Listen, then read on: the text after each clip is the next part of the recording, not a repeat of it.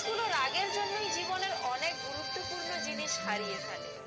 হে ভগবান, নীরবে কষ্ট পাচ্ছে এমন প্রতিটা অশান্ত হৃদয়ে আপনি প্রশান্তি দান করুন। ধন্যবাদ জানান খারাপ সময়গুলোকে, কারণ খারাপ সময় না আসলে চিনতেই পারতেন না কে আপন আর কে পর।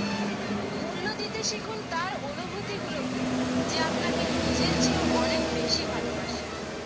দুঃসময় যখন আসে তখন খুব কাছের মানুষও অনেক দূর হয়ে যায়। অন্যের উপর নির্ভর করে থাকতে চাই না, সারা জীবনের জন্য নিজের দায়িত্ব নিজেই নিতে চাই, আর এতেই মুক্তি।